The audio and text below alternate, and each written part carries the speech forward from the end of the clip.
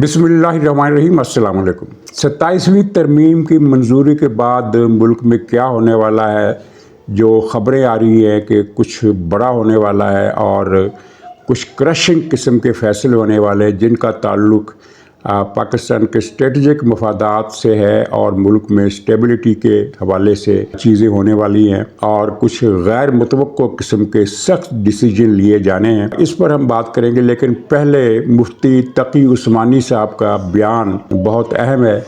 उन्होंने 27वीं तरमीम की उस शिक पर सख्त एतराज़ किया है और उसे गुनाह करार दिया है, गैर इस्लामी करार दिया है, जिसके तहत आर्मी चीफ और सदर को मुस्तकबिल में ताहयात इंडेमनिटी दे दी गई है कि उन पर कोई मुकदमा नहीं चल सकता, उनका कोई एहतसाब नहीं हो सकता। मुफ्ती तकी उस्मानी ने कहा है कि ये गैर इस्लामी है, इस्लाम के ख़िलाफ़ है और ये एक ऐसा गुनाह है जिसे अरकान असम्बली को, अरकान पार्लियामेंट को करने से बाज रहना चाहिए। लेकिन ये उनका बयान अब बादस वक्त हो गया है, क्योंकि अरकान सेनेट ने तो वोट देकर उसे पास कर दिया है। अब कौमी असम्बली का मसला आजकल में ये डन हो जाएगा और जैसा कि मैंने बताया था कि 14 तारीख डेडलाइन है, 14 से पहले ये तरमीम मंजूर हो जाएगी और वो तरमीम मंजूर हो रही है, तो मामला डन हो गए हैं। अब यही कहा जा सकता है कि रियासत ने कम से कम इस हवाले से एक कार्ड गलत खेल दिया है, क्योंकि इस पर अवामी रद्द अमल मुत्तफ़िका है, यानी पब्लिक में इसका अप्रूवल रेट जो है वो ज़ीरो है। किसी जगह से भी जुज़वी तौर पर भी इस शिक की तायीद सामने नहीं आई और आने वाले वक्तों में ये मसला किसी बहरान की शक्ल इख्तियार कर सकता है और ये बहरान पीटीआई का नहीं होगा। पीटीआई के दिलों में अब तेल नहीं रहा, लेकिन मुखालफत और इसकी मुज़ाहमत किस तरह जन्म लेगी अभी कह नहीं सकते, लेकिन अवाम की पल्स बताती है कि ये मसला हुकूमत के लिए और रियासत के लिए आने वाले दिनों में मसला बन जाएगा, इल्ला ये कि इसको ताकत से कुचल दिया जाए। तो बेहतर था कि ये चीज़ ना होती, इसकी कोई ज़रूरत भी नहीं थी। पाकिस्तान में आर्मी चीफ कि ऐसे इक़दामात जिन पर गिरफ्त हो सके माजी में बहुत मरतबा हुए, लेकिन कभी किसी के ख़िलाफ़ कार्रवाई नहीं हो सकी, तो आइंदा भी नहीं हो सकती थी। वैसे भी जनरल हाफिज़ आसिम मुनीर साहब का जो रिकॉर्ड है वो ऐसा नहीं है कि उस पर कोई उंगली उठाए।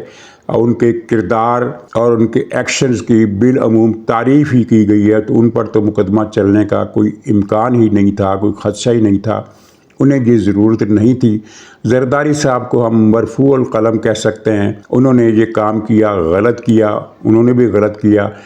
लेकिन चलिए वो तो इस हवाले से कोई काबिल रश्क रिकॉर्ड रखते भी नहीं हैं। लेकिन आर्मी चीफ का रिकॉर्ड जो है वो बिल्कुल दुरुस्त है और उस पर किसी तरफ से उंगली नहीं उठाई जा सकती। पीटीआई की तरफ से जो किरदार कुशी उनकी की जा रही है वो तो वैसे भी होते रहना थी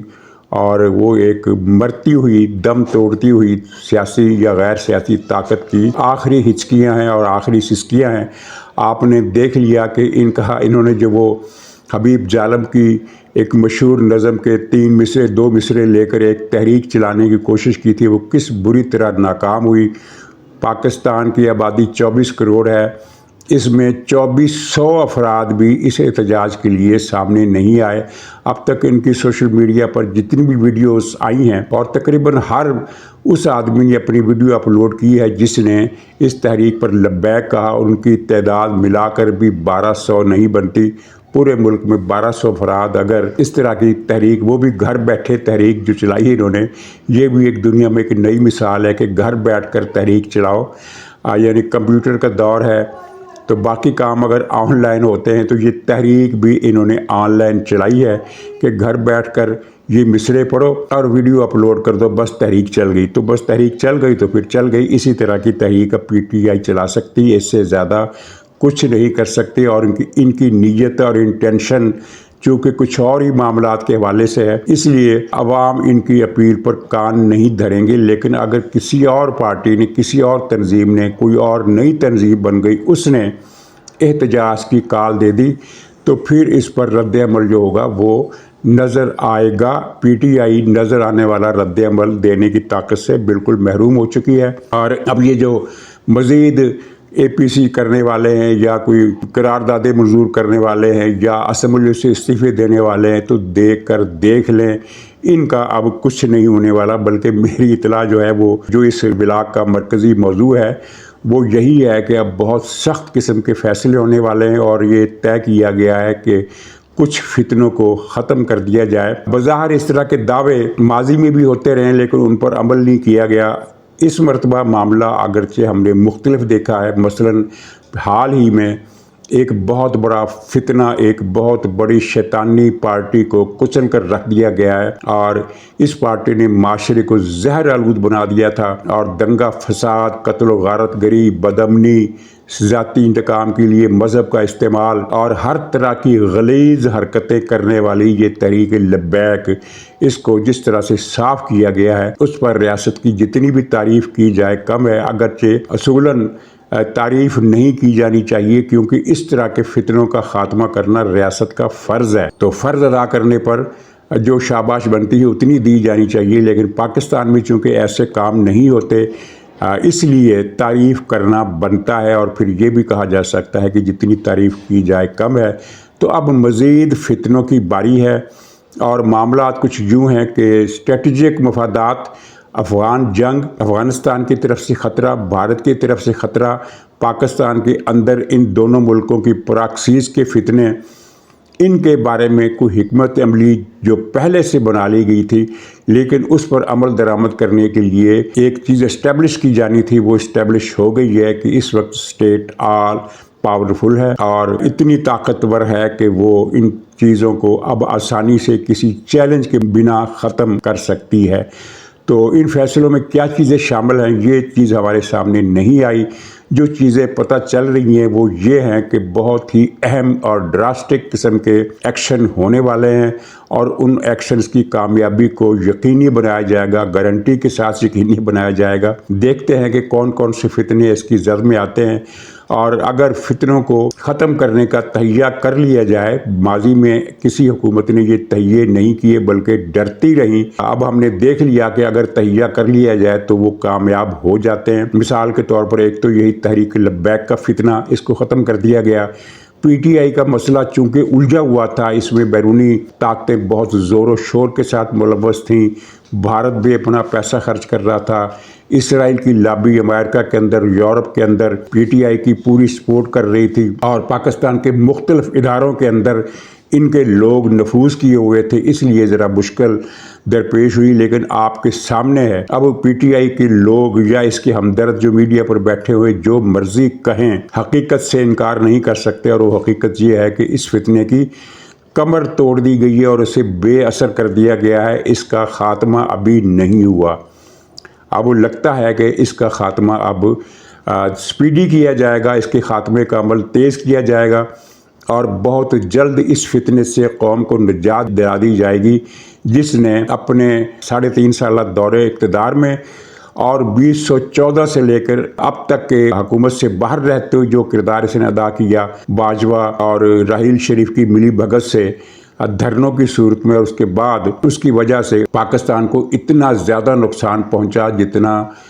पिछले 70 बरसों में मिलाकर भी नहीं पहुंचा था। इस पार्टी ने हकीकत में पाकिस्तान के मईशत ही नहीं माशरत और समाज की भी ईंट से ईंट बजा दी, एक पूरी नस्ल को ज़ुम्बी बनाकर रख दिया। अब कैसे ज़ुम्बी बनाकर रख दिया आपके सामने है। ज़ुम्बी उसे कहते हैं जिसके पास सोचने समझने की कोई सलाहियत ना हो, जिसका जिक्र कुरान पाक में भी आया है कि सुम्मुन बुकमुन उमजुन, ना वो कुछ देख सकते हैं, ना वो कुछ सुन सकते हैं, ना वो कुछ समझ सकते हैं, बिल्कुल यानी अकल इनकी डेड हो जाती है। तो आपने ये देखा कि हालिया बरसों में इस एक पूरी नस्ल को इन्होंने किस तरह ज़ुम्बी बनाकर रख दिया। दर्जनों मिसालें नहीं बल्कि 50 मिसालें दी जा सकती हैं। मैं सिर्फ एक मिसाल बात को वाज़ेह करने के लिए देता हूं कि वज़ीराबाद में इमरान खान पर एक हमला हुआ। इमरान खान को गोली नहीं लगी लेकिन उसने कहा कि मुझे गोली लगी है। मेडिकल रिपोर्ट, मुसद्दका मेडिकल रिपोर्ट ने बताया कि इसे गोली नहीं लगी, गोली ट्रक के छज्जे में लगी और वहाँ से जो कुछ चीज़ें उड़ी लकड़ी की या कील वगैरह वो इसकी टांग में लगे और उनका इलाज चंद दिनों में बल्कि 2 दिनों ही में हो गया था और ये ठीक हो गया था। लेकिन ये कितने महीने लंगड़ा बना रहा और व्हील चेयर पर बैठकर आता रहा, جب فوٹو سیشن ہو جاتا تھا تو یہ اسی ویل چیئر سے اٹھ کر اپنے قدموں پر چلتا ہوا، ہنستا ہوا، دانت نکالتا ہوا اپنے کمرے میں جاتا تھا اور باقی ساری سرگرمیاں کرتا تھا، لیکن جب بھی کیمرہ آتا تھا تو یہ ویل چیئر پر بیٹھ جاتا تھا۔ اور پی ٹی آئی کے لوگوں نے پھر جو صف ماتم برپا کی کہ ہمارے مرشد کو گولی مار دی، ہمارے مرشد کی جان لینے کی کوشش کی گئی، ہائے ہمارا مرشد لنگڑا ہو گیا، ٹسوے بہاتے تھے، روتے تھے، فریاد کرتے تھے، تصویروں کو چومتے تھے۔ لیکن پھر جب نیب نے اسے اسلام آباد ہائی کورٹ کے احاطے سے گرفتار کیا تو پتہ چلا کہ یہ تو سارا ڈرامہ تھا۔ اس سے پہلے جو باخبر ذرائع تھے، صحافی تھے، وہ میڈیا میں یہ خبریں دیتے رہے ہیں کہ عمران خان کی ٹانگ کو کچھ بھی نہیں ہوا، وہ ٹھیک ہے، یہ جعلی لنگڑا بنا ہوا ہے۔ اور لیکن لوگ نہیں، یہ پی ٹی آئی کے لوگ زومبی نہیں مانتے تھے۔ چلو تب تک تو نہیں مانتے تھے، لیکن جب گرفتاری کے موقع پر اسے گردن پر ایک تھپڑ لگا تو یہ اتنا بزدل آدمی ہے کہ ایک ہی تھپڑ سے ڈر کر یہ دوڑ کر پھر یہ پولیس وین میں جا کر خود ہی بیٹھ گیا کہ کوئی مزید تھپڑ نہ پڑ جائے۔ تو اتنا تو یہ بزدل ہے، اور اس کی بزدلی بھی دیکھیں، لیکن بزدلی کو چھوڑے، اصل بات یہ تھی کہ پی ٹی آئی کے زومبیز نے اپنی آنکھوں سے ایک ماجرا دیکھا کہ مرشد لنگڑا نہیں تھا، ڈرامہ کر رہا تھا، جھوٹ بول رہا تھا، ایک تھپڑ سے کیسے اس کی ٹانگ درست ہوگی، تھپڑ بھی گدی پر پڑا، ٹانگ پر نہیں پڑا، ٹانگ پر کوئی ٹھڈا پڑا ہوتا تب بھی ایک توجیہ کی جا سکتی تھی کہ بھئی کوئی ایسی چوٹ تھی، کوئی مسلز کا ایسا وہ الجھاؤ پڑ گیا تھا کہ جب ٹھوکر لگی تو وہ ٹھیک ہو گیا، جیسے کبڑے کو کہتے ہیں نا کہ کبڑے کو لات ماری اور اس کا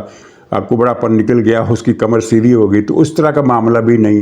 تھپڑ تو گدی پر پڑا، ٹھیک اس کی ٹانگ ہو گئی۔ یہ سب زومبیز نے دیکھا اور کسی کو شرم نہیں آئی کہ ہمارا مرشد اتنا فریبی ہے، اتنا دھوکے باز ہے، اتنا نوسر باز ہے، اتنا ٹھگ ہے، اتنا جھوٹا ہے، لیکن نہیں شرم آئی۔ اس کی وجہ یہی تھی، شرم نہ آنے کی وجہ یہی تھی کہ یہ زومبیز ہیں، ان کی سوچنے سمجھنے کی صلاحیتیں سلب ہو چکی ہیں، اور اس نے باقی دیگر نقصانات کے علاوہ یہ بھی ایک بڑا نقصان کیا کہ قوم کی نوجوان نسل کے ایک بڑے اہم اور قابل ذکر حصے کو اس نے ناکارہ بنا کر رکھ دیا۔ اب یہ یوتھ جو اس کی حامی ہے، یہ کوئی تعمیری کام کر سکتی ہے پاکستان کے لیے؟ نہیں کر سکتی، ان کے ذہن ہی نہیں ہے، ان کا دماغ ہی نہیں ہے، یعنی ان کا دماغ کا خانہ خالی ہے، ہر طرح سے یہ زومبیز ہیں۔ تو زومبیز کوئی تعمیری کام نہیں کر سکتے، یعنی پاکستان کی افرادی قوت کو عمران خان نے اس طرح زبردست نقصان پہنچایا۔ تو بہرحال اس کی اب کمر ٹوٹ چکی ہے، لیکن یہ فتنہ زندہ ہے، ابھی ختم نہیں ہوا، اور مجھے جو اطلاعات ملی ہیں ان کا خلاصہ یہی ہے کہ اس فتنے کو اور اس جیسے دوسرے چھوٹے بڑے فتنوں کو بالکل ختم کر دیا جائے گا تاکہ پاکستان کے لیے آگے بڑھنے کا راستہ ہموار ہو سکے۔ اور ظاہر یہ چیلنج بڑا اسٹریٹجک چیلنج جو ہے، سلامتی کا اور استحکام کا چیلنج ہے، یہ کوئی چھوٹا چیلنج نہیں ہے، بہت بڑا چیلنج ہے، کیونکہ ایک طرف افغانستان ہے جس نے کل پھر ایک کیڈٹ کالج پر حملہ کرنے کی کوشش کی، یعنی ایک طرف سے افغانستان کا خطرہ ہے، دوسری طرف سے انڈیا کا خطرہ ہے، تیسری طرف سے یہ اندرونی فتنے۔ تو اب کیسے توجہ دی جائے پوری باہر کی طرف جب اندر فتنے موجود ہیں؟ تو اس لیے یہ طے ہوا ہے کہ بہت بڑے بڑے فیصلے ہوں گے، اور جیسا کہ میں نے اپنے ایک پروگرام میں اشارہ دیا تھا کہ خود عمران خان کے بارے میں کوئی انتہائی قسم کا فیصلہ ہو سکتا ہے۔ یہ دعوے کے ساتھ بات نہیں کر رہا، دعویٰ کرنا بھی نہیں چاہیے، بہت سی باتیں بدیہی طور پر ہوتی ہوئی نظر آتی ہیں لیکن وہ رک جاتی ہیں، ایسا ہم نے کئی مرتبہ دیکھا ہے، اور پھر دعویٰ جو ہے وہ بیکار ہو جاتا ہے۔ تو دعوے کے ساتھ میں کوئی بات نہیں کر رہا، میں صرف یہ کر رہا ہوں کہ جو خبریں مجھے ملی ہیں ان کے مطابق اب بہت کچھ ہونے والا ہے، اور ان میں پھر آفریدی کا مسئلہ بھی ہے، سہیل آفریدی کا، وہ لوفر جسے عمران خان نے وزیر اعلیٰ بنا کر سوچا تھا کہ اس نے ایک بڑا اہم کارڈ کھیلا ہے، اور پی ٹی آئی کے لوگوں نے شور بھی بہت مچایا تھا کہ بہت اہم کارڈ کھیلا ہے۔ اب پتہ چل رہا ہے ان لوگوں کو کہ یہ کارڈ کھیل کر عمران خان نے ایک اور حماقت کی ہے، اور حماقتوں کی سنچری مکمل کر لی ہے۔ عمران خان نے جتنے بھی فیصلے کیے، جتنے بھی ٹرمپ کارڈ استعمال کیے، جتنے بھی ماسٹر سٹروک لگائے، ان سب کا نقصان ہوا پی ٹی آئی کو۔ ایک بھی عمران خان کا